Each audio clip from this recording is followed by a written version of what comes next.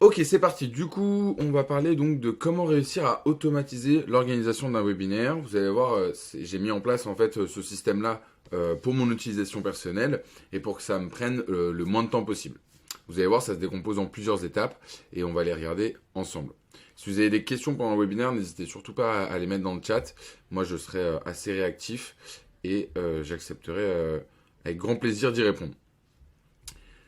Donc, le plan un petit peu de notre session aujourd'hui. Premièrement, on va faire une petite introduction, un petit peu comprendre d'où est-ce que tout cela vient. On va ensuite regarder la présentation donc, de l'automatisation dans son ensemble.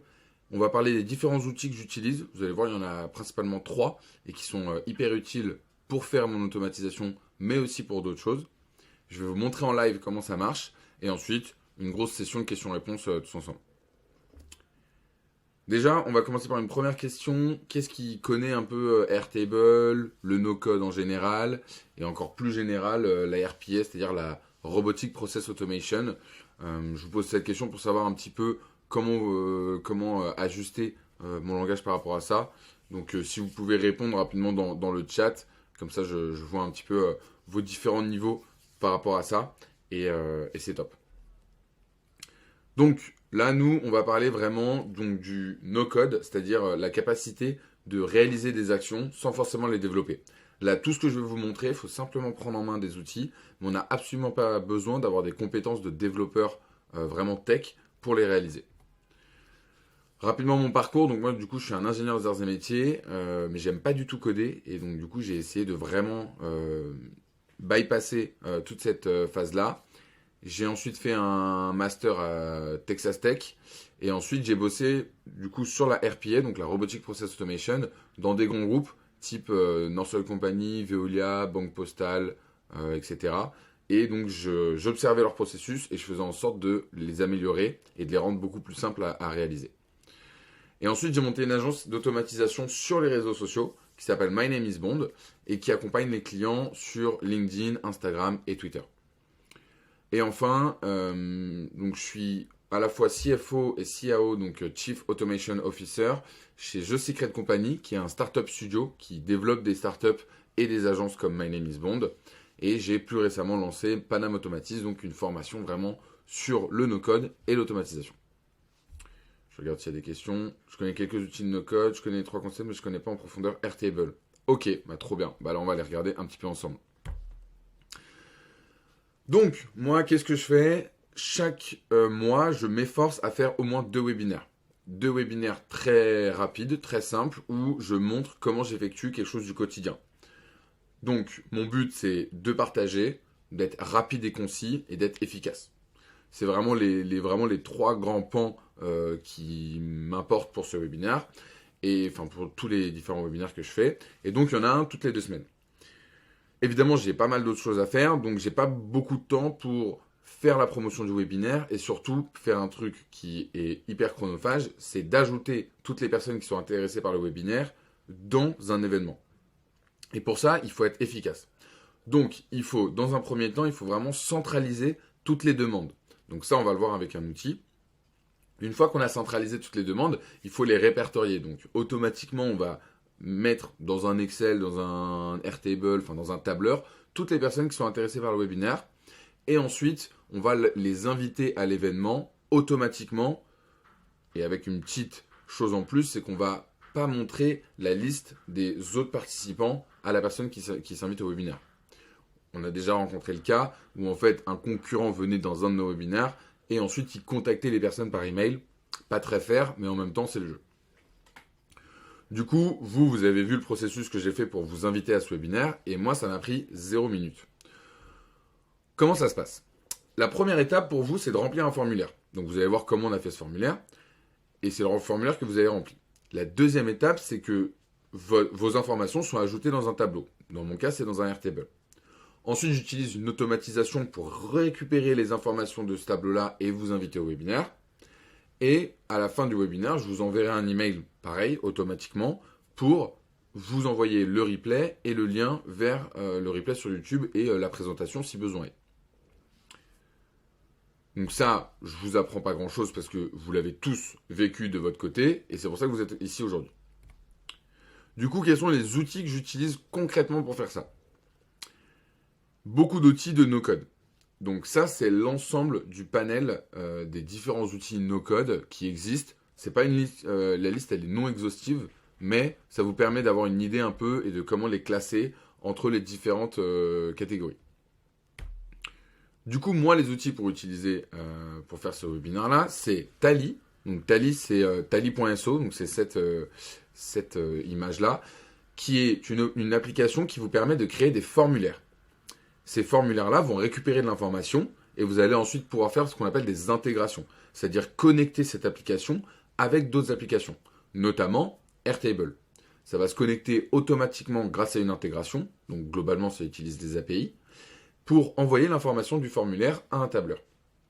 Tally, franchement, c'est top. C'est une petite entreprise pour l'instant, ils sont pas beaucoup.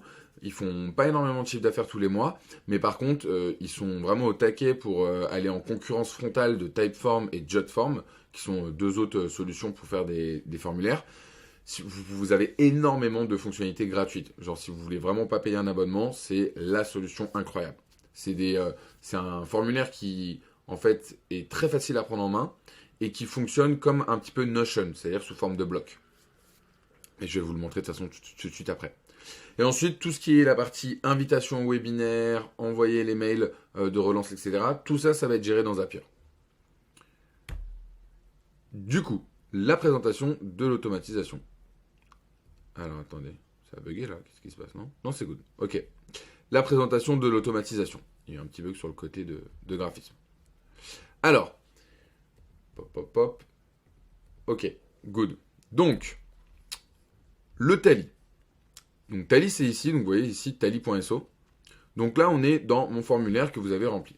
Donc c'est-à-dire que quand je vais faire une opération marketing, avec entre guillemets, parce que globalement, ce que j'ai fait, c'est que j'ai fait des posts sur LinkedIn en disant j'organise tel webinaire pour vous inscrire, venez sur ce lien.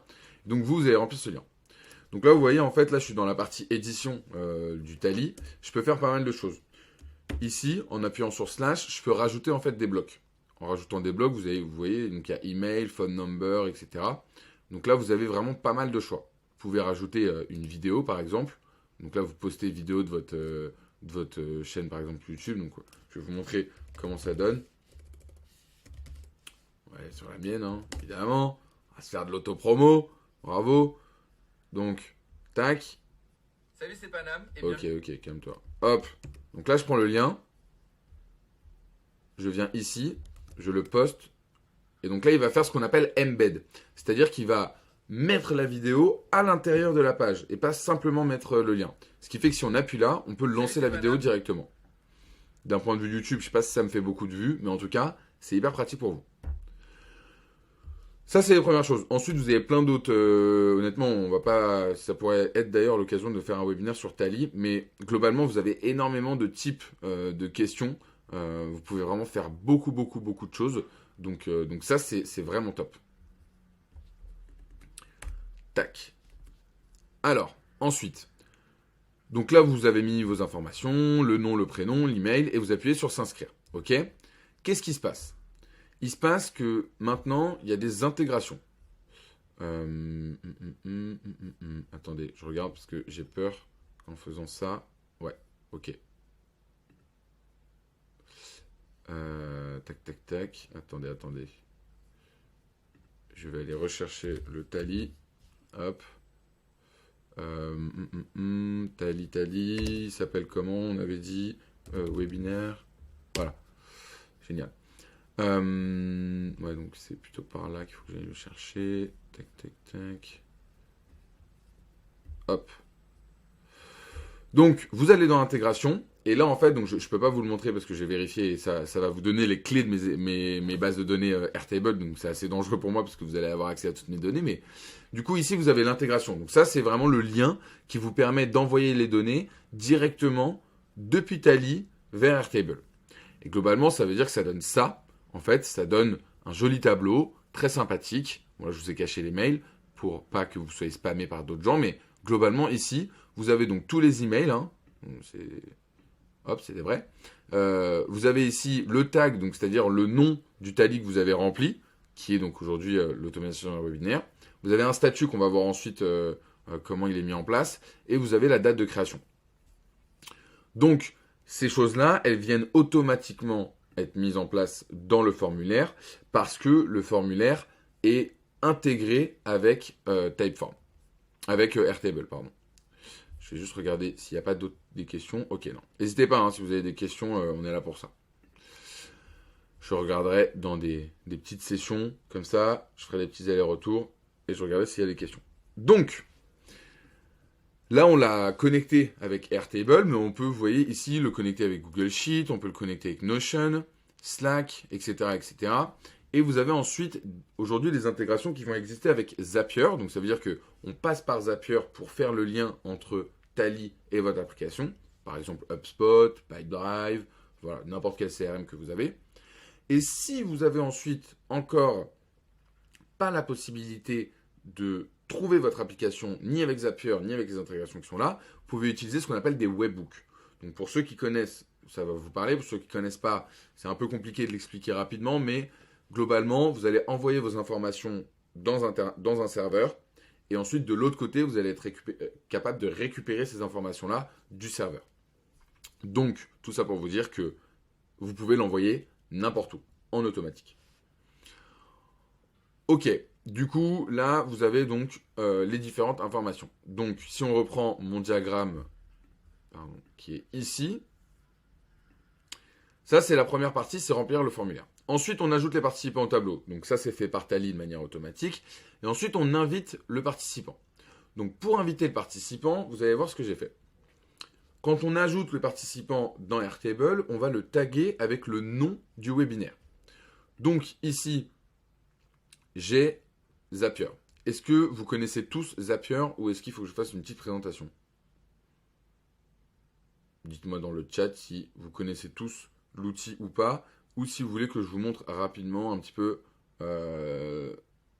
oui de non, yes for sure, c'est bon de mon côté, ok.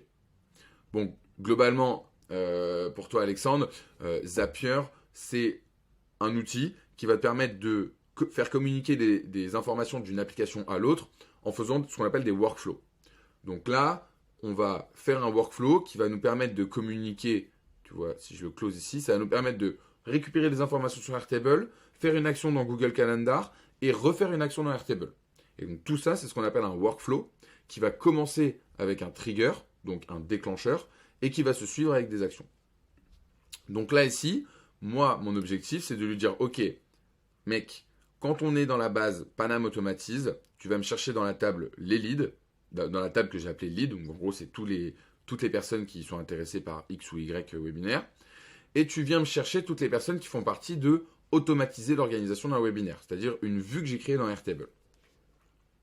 Donc ça veut dire qu'en fait, globalement, si tu connais pas trop Airtable et que tu es côté Google Sheet, ça veut dire que je me suis fait un filtre qui est le filtre personnes qui ont dans une colonne la valeur webinaire, automatiser l'organisation d'un webinaire. C'est un peu Inception. Donc, à chaque fois qu'il y a un nouveau lead, donc à chaque fois qu'il y a une nouvelle personne qui remplit le Typeform, ça va l'ajouter dans cette vue. Donc, ça va déclencher ce Zapier. Ce Zapier, ensuite, qu'est-ce qu'il fait?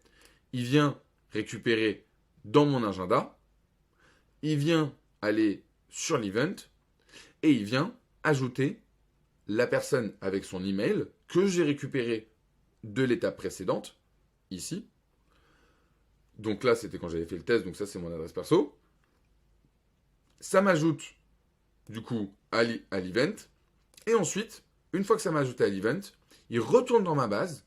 Il se base sur le record ID, c'est-à-dire sur le nom du record d'un point de vue technologique, d'un point de vue un petit peu base de données, on va dire. Ils ont un nom dans le cloud. Et ça vient me mettre... Alors, attendez, là, c'est où? Tac, tac, tac. Ça va être statut. Voilà. Et ça vient me mettre la personne en statut invité. Donc, si on reprend ici ma base, quand vous allez remplir le formulaire, ce statut-là sera vide.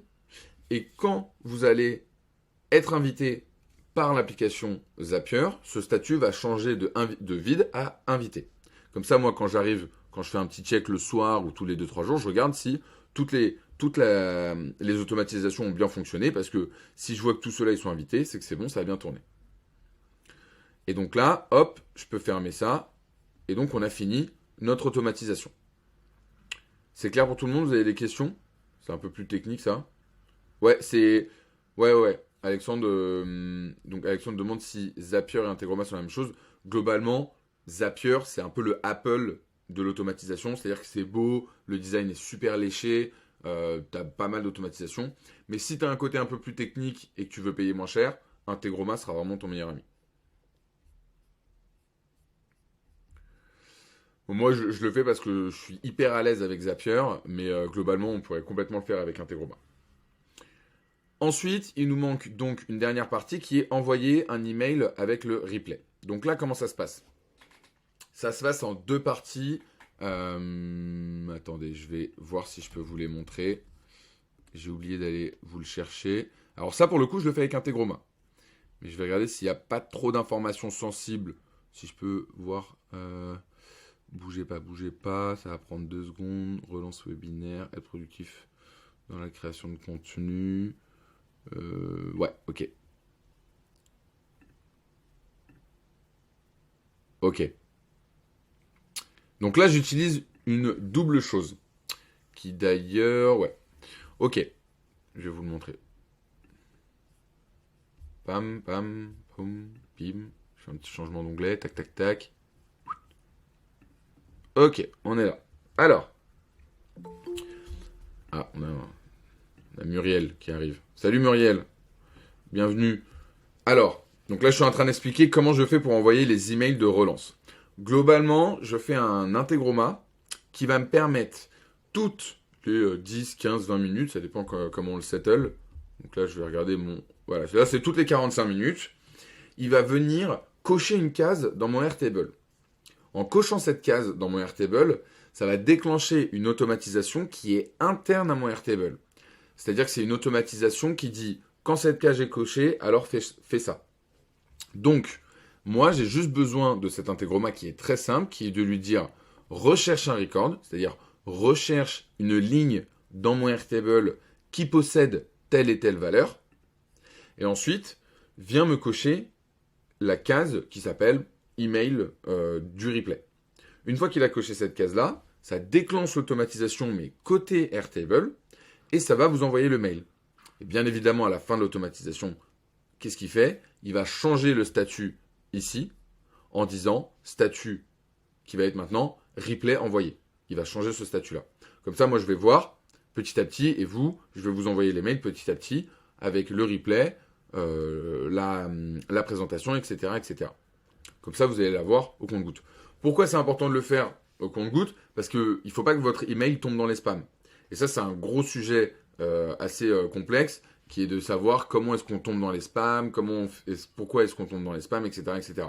Ça dépend de pas mal de facteurs, je ne vais pas rentrer dans les détails, mais ça dépend du nom de l'objet, des mots qu'on utilise dans l'email, de la signature de l'email, d'où il est envoyé, de combien on envoie d'emails par jour. Vous comprenez que si on vous envoyait 10 000 emails par jour, à un moment donné, les gens chez Gmail ou Outlook, ils se disent c'est bizarre. Donc ça, c'est pour notre dernière partie qui est envoyer le lien du replay. Je vais terminer un petit peu ça et je vais répondre à toutes vos questions. Du coup, donc ça on l'a vu. Voilà. Donc pour résumer globalement, ce qu'il faut, c'est que vous soyez bien organisé, que vous soyez créatif, c'est-à-dire que vous pensiez à faire des emails qui vont attirer l'œil, faire un bon marketing par rapport à votre webinaire si vous voulez vraiment qu'il y ait beaucoup de monde. Il faut que vous arriviez à bien centraliser vos données, comme ça vous n'aurez pas à dire « Ah non mais oui, par exemple, lui il a commenté mon post sur LinkedIn, il faut absolument que je l'ajoute au webinaire mais j'ai pas son mail donc il faut que je lui envoie un message perso. Lui il m'a répondu oui par mail donc il faut absolument que je le mette. » Ça, c'est hyper chronophage, vous allez perdre énormément de temps. Non, vous dites « Tu veux participer à mon webinaire? Ok, tu remplis le document. » Si tu ne remplis pas le document, il n'est pas invité au webinaire. Alors évidemment, vous allez perdre des gens en route, mais on va faire ce qu'on appelle la sélection naturelle. C'est-à-dire que vous n'allez pas vous retrouver avec un webinaire où il y a 3000 inscrits, et au final, dans le webinaire, vous avez 300 personnes. Là, moi, dans mes webinaires, j'ai un taux de conversion entre le nombre de personnes qui remplissent le formulaire et le nombre de personnes qui viennent au webinaire, qui est au-dessus de 50, voire 60%.